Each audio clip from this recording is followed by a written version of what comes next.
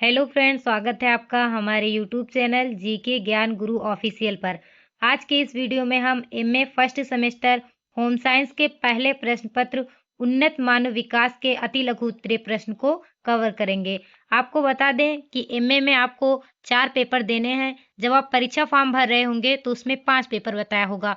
तो जो 5वां पेपर है आपका, वो प्रोजेक्ट से संबंधित है। उसका जो प्रैक्टिकल होगा वो कॉलेज में होगा 100 नंबर का, और जो 4 पेपर हैं उसके पेपर आपको देने होंगे। तो हम लोग इस वीडियो में होम साइंस के प्रथम प्रश्न पत्र उन्नत मानव विकास के अति लघु उत्तरीय प्रश्न को पढ़ेंगे। तो चलिए फ्रेंड, वीडियो को स्टार्ट करते हैं।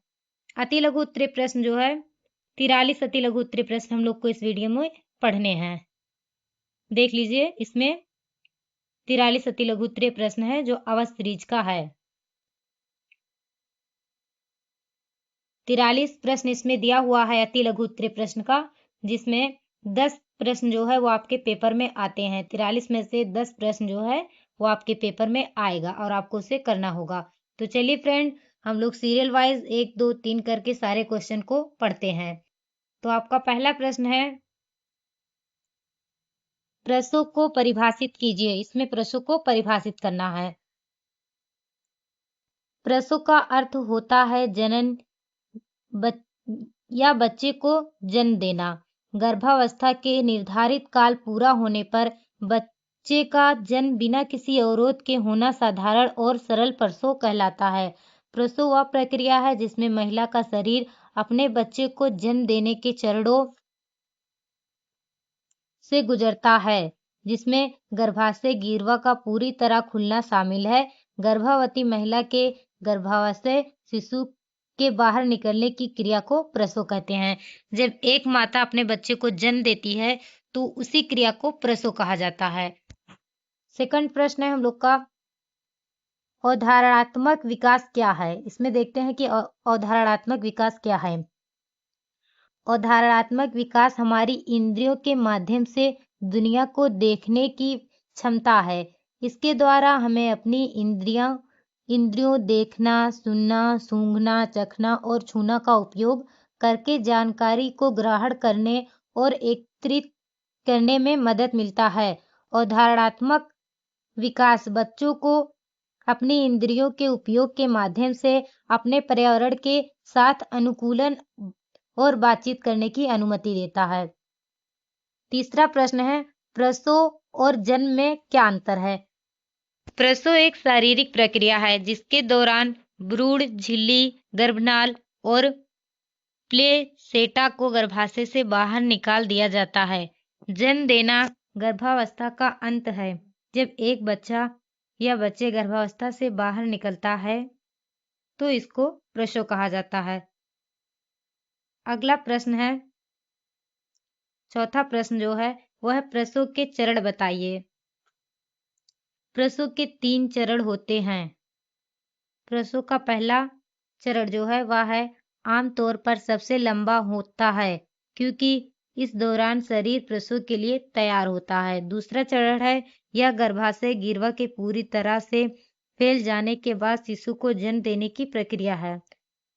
प्रसव का तीसरा चरण यह बच्चे के जन्म के बाद होता है और प्लेसेंटा के बाहर आने तक चलता है। पांचवा प्रश्न है आपका, शेषावस्था किसे कहते हैं। शेषावस्था से तात्पर्य बच्चे के विकास के पहले 2 वर्षों से है, जिसमें बच्चा जन्म के बाद तेजी से बढ़ता है। जब बच्चों का जन्म होता है तो उसके 2 वर्ष में वो जो भी हरकत करता है उसी को शेषावस्था में जोड़ा जाता है। शेषावस्था यह विकास की एक महत्वपूर्ण अवधि है जिसमें बच्चा बैठना, रेंगना, खड़ा होना आदि सीखता है। छठवां प्रश्न है, जन्म से पूर्व की अवस्था। जन्म से पूर्व की अवस्था क्या होती है। तो जन्म से पूर्व की विकास की अवस्था गर्भाधान से लेकर बालक के जन्म के समय तक की अवस्था है। यह अवस्था सामान्यतः 10 चंद्र मास अथवा 9 कैलेंडर मास की होती है। यह अवस्था बालक के जीवन चक्र की अन्य अवस्थाओं की आधारशील हिला है। जन्म से पूर्व की अवस्था को गर्भकाल भी कहते हैं। 7वां प्रश्न है आपका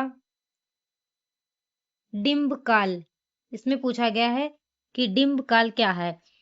यह अवस्था गर्भाधान अथवा निषेचन से आरंभ होता है तथा आगामी 2 सप्ताह के अंत तक चलता है। डिंब काल में निषेचित डिंब के कोष गुणात्मक रूप से संख्या में बढ़ते जाते हैं तथा डिंब डिंबवाहिनी नालिका से सरकता हुआ गर्भाशय में प्रवेश करता है तथा गर्भाशय की दीवार से अपना स्थान ग्रहण कर लेता है।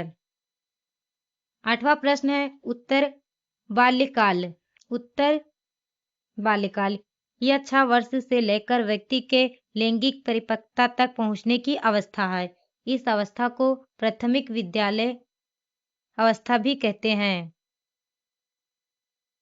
मानव वैज्ञानिकों ने इस अवस्था को समूह अवस्था तथा खेल अवस्था भी कहा है। इस अवस्था में कल्पता, चिंतन, निर्णय, तर्क आदि में मौलिकता दृष्टिगत होने लगती है। 9वां प्रश्न है आपका सामंजस्य। सामंजस्य क्या है? जब एक अंडाणु एक शुक्राणु द्वारा निषेचित हो जाता है तब कोशिका विभाजन की प्रक्रिया के दौरान निषेचित डिंब 2 भागों में बढ़ जाता है। तब 2 भागों में अलग अलग 2 शिशुओं का विकास होने लगता है। ऐसे बालक सामंजस्य कहलाते हैं। ऐसे बालकों के शारीरिक मानसिक गुण एक जैसे पाए जाते हैं। प्रश्न है मॉर्निंग सिकनेस। गर्भावस्था में गर्भवती स्त्री जब सोकर उठती है तो उस समय उसका जी मिचलाने लगता है तथा उसे चक्कर आने लगते हैं। इसे मॉर्निंग सिकनेस कहते हैं। यह स्थिति गर्भावस्था की प्रारंभिक अवस्था में होती है। यह पहले महीने से शुरू होकर 2-3 महीने तक रहती है। 11वां प्रश्न है आपका पूर्व प्रौढ़ावस्था के विकासात्मक कार्य। पूर्व प्रौढ़ावस्था के कार्य हेविंग हर्स्ट के अनुसार इस प्रकार है।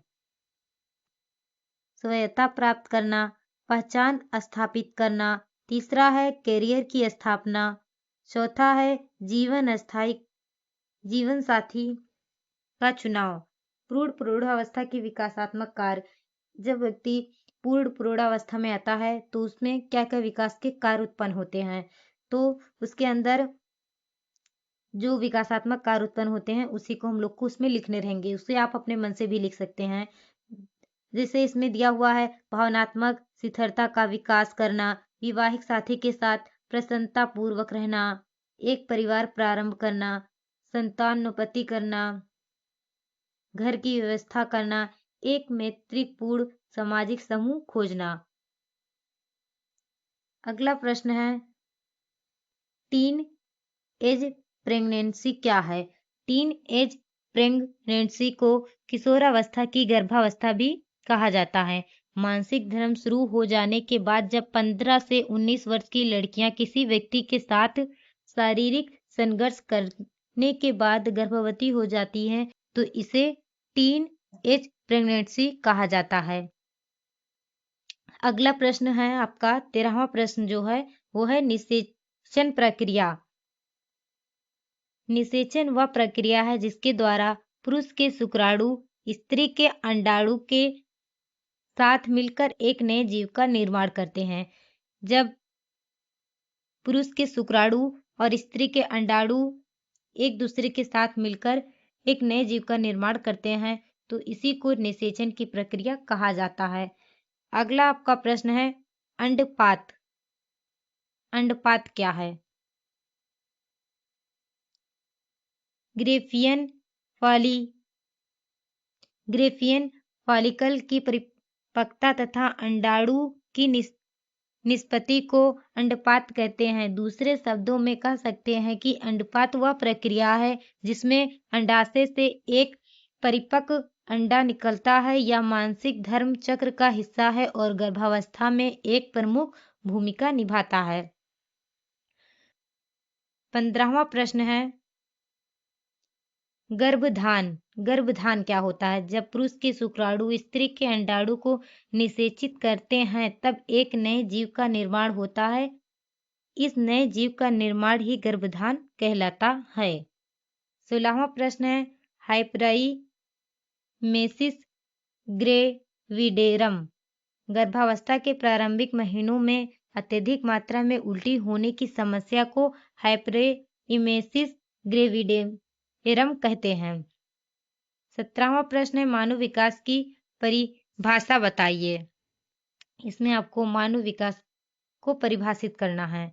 हरलाक ने अपने शब्दों में क्या कहा है? देखिए, हरलाक ने मानव विकास को परिभाषित करते हुए लिखा है कि विकास अभिवृद्धि तक सीमित नहीं है, अपितु इसमें परिवर्तनों का वह प्रगतिशील क्रम निहित है जो परिपक्वता के लक्ष्य की ओर अग्रसर होते हैं। विकास के परिणाम स्वरूप व्यक्ति में नवीन विशेषताएं और नवीन योग्यताएं प्रकट होती हैं। मानव विकास एक ऐसी प्रक्रिया है जो व्यक्ति के जन्म से लेकर उस समय तक चलती रहती है जब तक कि वह पूर्ण विकास को प्राप्त नहीं कर लेता है। 18वां प्रश्न है, विकास की परिभाषा। स्किनर के अनुसार, स्किनर ने जो है वो विकास की परिभाषा को किस रूप में परिभाषित किए हैं, देखते हैं। विकास जीव और उसके वातावरण की अंतःक्रिया का प्रतिफल है। सोरेनस के अनुसार विकास का अर्थ परिपक्वता और कार्यप्रक सुधार की व्यवस्था से है, जिसका संबंध गुणात्मक एवं परिणात्मक परिवर्तनों से है। ड्रेवर के अनुसार विकास प्रणाली में गर्भावस्था से प्रौढ़ावस्था तक प्रगतिशील परिवर्तन है जो किसी निश्चित लक्ष्य की ओर निरंतर निर्देशित होता है। अगला प्रश्न है, भ्रूण काल।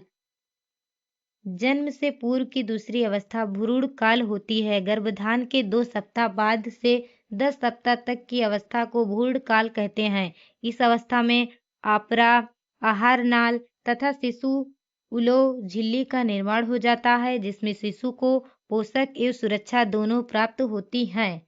20वां प्रश्न है, अंडाशय का कार्य। अंडाशय 3 प्रमुख कार्य करता है। पहला जो है अंडाणु का उत्पादन, दूसरा है प्रजनन हार्मोन एस्ट्रोरोज एवं प्रोजेस्टेरोन हार्मोन का उत्पादन, तीसरा है मानसिक धर्म पर नियंत्रण। 43 प्रश्न जो है अति लघु उत्तर प्रश्न में है। 21वां प्रश्न उसमें हम लोग का है, गर्भकालीन अवस्था। यह अवस्था गर्भनाल से लेकर जन्म तक की अवस्था है। इस अवस्था की 3 उप अवस्थाएं होती हैं। बीजावस्था, दूसरा है भ्रूणावस्था, तीसरा है गर्भावस्था। गर्भकालीन अवस्था बालक के जीवन चक्र की अन्य अवस्थाओं की आधारशिलता है। इसी अवस्था में वंशानुक्रम का प्रभाव तय होता है, लिंग का निर्धारण होता है तथा बालकों की संख्या एक या जुड़वा भी तय होती है। 22वां प्रश्न है, स्त्री के आंतरिक प्रजनन अंग।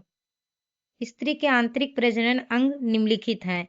योनि, दूसरा है गर्भाशय, तीसरा है अंडवाहिनी और चौथा है अंडाशय।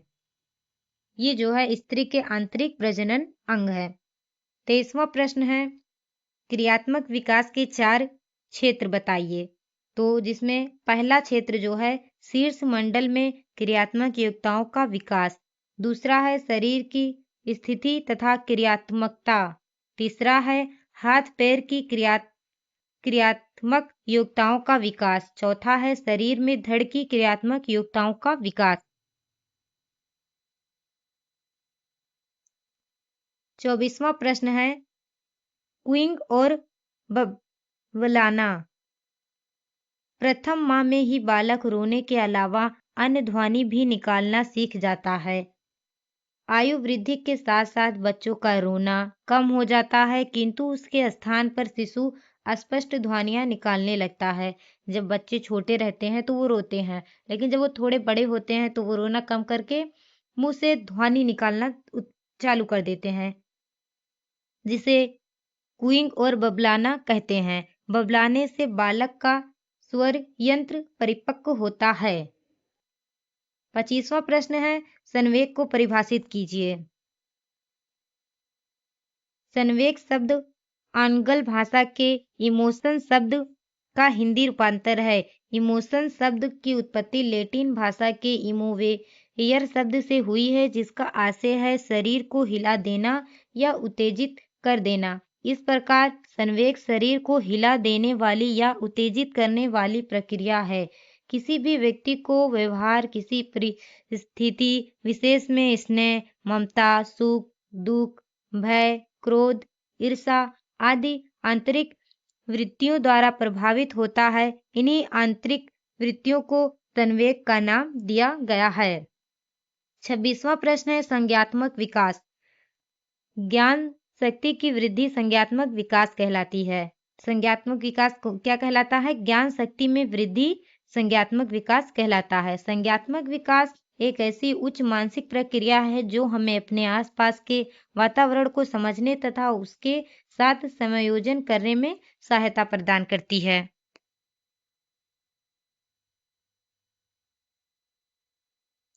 27वां प्रश्न जो है युवा गर्भावस्था। युवा गर्भावस्था से आज से 19 साल या उससे कम आयु की किशोरी के गर्भधारण से है। कम उम्र में गर्भधारण होने के बाद में बहुत समस्याएं आती हैं। 28वां प्रश्न है वीर पूजा।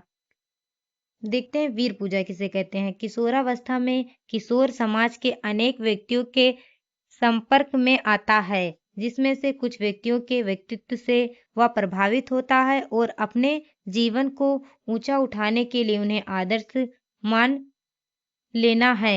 इसे वीर पूजा कहते हैं। या आदर्श माता पिता, शिक्षक, नेता तथा नाटकीय पात्र कोई भी हो सकता है। सिजेरियन शिशु। 29वां प्रश्न है सिजेरियन शिशु। उस सिजेरियन ऑपरेशन को भी सेक्टॉन कहते हैं, जिसमें डिलीवरी के दौरान गर्भवती माता के पेट और गर्भाशय पर चीरा लगाकर शिशु को बाहर निकाला जाता है, तब यह क्रिया सिजेरियन कहलाती है। 30वां प्रश्न है प्रेरित गर्भपात क्या होता है? प्रेरित गर्भपात से तात्पर्य जानबूझकर गर्भपात करवाना है। इसे आपराधिक गर्भपात भी कहा जाता है। इसमें गर्भ की यथाशीघ्र सफाई कराने की कोशिश की जाती है। 31वां प्रश्न है सूक्ष्म क्रियात्मक कौशल। सूक्ष्म क्रियात्मक कौशल के अंतर्गत पढ़ना, लिखना, चित्र बनाना, खेलना, उपकरणों व खिलौनों का प्रयोग आदि आते हैं। इन क्रियाओं को करने में बालक की अनेक मांसपेशियों का उचित संयोजन करना पड़ता है। सूक्ष्म कौशलों का विकास शिशुअवस्था के बाद होता है। 32वां प्रश्न है मस्तिष्क का ध्वमुखी क्रम स्पष्ट कीजिए। मस्तिष्क का ध्वमुखी क्रम से आशय है कि बालक में क्रियात्मक विकास पहले सिर के क्षेत्र से प्रारंभ होकर फिर क्रमशः मुख, गर्दन, धड़, भुजाओं और पैरों के क्षेत्र में होता है। उदाहरण के लिए बालक पहले सिर उठाना, बैठना, घिसटकर चलना, खड़े होना और फिर पैरों के बल चलना सीखता है। आपका 33वां प्रश्न है प्रॉक्सिमोडिस्टल क्रम स्पष्ट कीजिए। प्रॉक्सिमोडिस्टल क्रम से आशय है कि बालक की सुषुम्ना नाड़ी अथवा रीढ़ की हड्डी के पास स्थित क्षेत्रों में क्रियात्मक विकास पहले आरंभ होता है। उदाहरण के लिए बालक कंधों पर पहले नियंत्रण करना सीखता है, फिर कुहनियों पर और अंत में कलाई और उंगलियों पर नियंत्रण करना सीखता है। 34वां प्रश्न जो है गर्भाशय का कार्य बताइए। गर्भाशय का कार्य निम्नलिखित है। पहला है यह मानसिक धर्म का आवश्यक अंग है। दूसरा है गर्भ के विकास के लिए पोषक का अवसर प्रदान कराता है। तीसरा है गर्भ का विकास करता है। 9 माह तक शिशु के विकास के लिए आश्रय देता है। चौथा है प्रसव के समय पेशियों को संकुचित तथा प्रसारित कर भ्रूण को बाहर आने में मदद करता है। 35वां प्रश्न है आपका फेटल एल्कोहल सिंड्रोम। जो महिलाएं गर्भावस्था में एल्कोहल का सेवन करती हैं उनके बच्चों में फेटल एल्कोहल सिंड्रोम हो जाता है, जिससे बच्चे के शारीरिक व मानसिक विकास पर दुष्प्रभाव पड़ता है। माँ जब एल्कोहल का सेवन करती है तब यह नाभि नाल के माध्यम से शिशु के शरीर में पहुंच जाता है। शिशु यकृत से एल्कोहल को पहचानने की क्षमता नहीं होती है, तो भ्रूण के शरीर में एकत्रित होने लगता है, जिससे शिशु शारीरिक व मानसिक विकृत वाले पैदा होते हैं। 36वां प्रश्न है, संवेदी पेशीय अवस्था या जन्म से 2 साल की उम्र के बीच की अवधि है। इस अवस्था में शिशु का ज्ञान या बुद्धि से उसके कार्यों के द्वारा व्यक्त होती है। इस अवस्था में दुनिया के बारे में शिशु का ज्ञान उसकी संवेदी धारणाओं और क्रियात्मक गतिविधियों तक सीमित होता है। 37वां प्रश्न है आपका, पूर्व संक्रियात्मक अवस्था यह अवधि 2 से 4 वर्ष की होती है। इस अवस्था में बच्चे इधर उधर की वस्तुओं, प्राणियों और शब्द में संबंध स्थापित करने लगता है। सब अनुकरण और खेल द्वारा होता है। पियाजे के अनुसार 4 वर्ष तक की अवस्था के बच्चे सभी निर्जीव वस्तुओं को सजीव के रूप में लेते हैं। 38वां प्रश्न है, अभिवृद्धि का अर्थ। शारीरिक वृद्धि एवं बढ़ोतरी को अभिवृद्धि कहते हैं। अभिवृद्धि विकास का ही एक अंग है, किंतु इसका संबंध शारीरिक संरचना में होने वाले रचनात्मक परिवर्तनों से है। यह सीमित आयु तक चलती है। अभिवृद्धि गर्भावस्था के 2 सप्ताह से लेकर 20-22 वर्ष तक अर्थात परिपक्वता तक चलती है। आपका 39वां प्रश्न है, एक्लेम्पासिया। इसका आंसर है, गर्भवती महिलाओं में हाई ब्लड प्रेशर, पेशाब में प्रोटीन आना, पैरों, टांगों और बाहों में सूजन आने की स्थिति को प्रीएक्लेम्पासिया कहते हैं। जब यह स्थिति गंभीर रूप ले लेती है तो उसे एक्लेम्पासिया कहा जाता है। 40वां प्रश्न है, क्रियात्मक विकास क्या है? हरलाक के अनुसार क्रियात्मक विकास का तात्पर्य मांसपेशियों की उन गतिविधियों के नियंत्रण से है जो जन्म के समय तथा जन्मोपरांत निरर्थक व अनिश्चित होती है। क्रो एंड क्रो के अनुसार क्रियात्मक विकास से तात्पर्य उन विभिन्न प्रकार की शारीरिक गतियों से है जो कि नाड़ियों और मांसपेशियों के संयोजन द्वारा संभव है। पहले पेपर में आपके 43 प्रश्न है, जिसमें से 10 प्रश्न जो है आपके पेपर में आएगा, तो आप लोग इसको ध्यान से पढ़िएगा। 41वां प्रश्न है, मीनोपाज रजोनी वृत्ति। इसका उत्तर है, मीनोपाज या रजोनी वृत्ति से आशय डिंब ग्रंथियों के कार्यों में क्षीणता आने के कारण मानसिक भ्रम में समाप्त हो जाना है। सामान्यतः 45 से 40 साल के बीच में रजोनिवृत्ति काल होती है, लेकिन कभी-कभी इसमें पूर्व भी कुछ महिलाओं में विभिन्न कारणों से रजोनिवृत्ति हो जाती है। 40 से 45 वर्ष के होने के बाद मानसिक भ्रम नहीं आता है। 42वां प्रश्न है, यौन संचारित रोग। यौन संचारित रोग कौन कौन से हैं? ये इंपॉर्टेंट क्वेश्चन लग रहा है, पेपर में आ भी सकता है। वे रोग जो योनि सेक्स, गुदा सेक्स या ओरल सेक्स द्वारा एक व्यक्ति से दूसरे व्यक्ति में फैलते हैं, इन्हें यौन संचारित रोग कहते हैं, जैसे HIV, एड्स, सिफिलिस, हार्पीज आदि। इसमें 4 रोग का नाम दिया हुआ है जो यौन संचारित रोग हैं। इसे आप लोग अच्छे से एक बार पढ़ लीजिएगा। HIV, एड्स, सिफिलिस और हार्पीज आदि। लास्ट प्रश्न है हम लोग का, वय संधि। जो 43वां हम लोग का लास्ट प्रश्न है वह है वय संधि। बाल्य अवस्था और किशोरावस्था के बीच की अवस्था इसके अंतर्गत आती है। शारीरिक विकास की दृष्टि से यह महत्वपूर्ण अवस्था है। लड़कों की 12 से 15 वर्ष तथा लड़कियों की 11 से 14 वर्ष तक की अवस्था वह संधि अवस्था कहलाती है। वह संधि अवस्था वो होती है जो लड़कों में 12 से 15 वर्ष तक रहती है और लड़कियों की है 11 से 14 वर्ष तक की अवस्था, वह संधि अवस्था कहलाती है। आज की वीडियो में बस इतना ही। आशा करती हूँ ये वीडियो आपको पसंद आया होगा। अगर ये वीडियो आपको पसंद आया है तो हमारे चैनल को लाइक करें, सब्सक्राइब करें और अपने दोस्तों के साथ शेयर करें। मिलते हैं नेक्स्ट वीडियो में, तब तक के लिए धन्यवाद।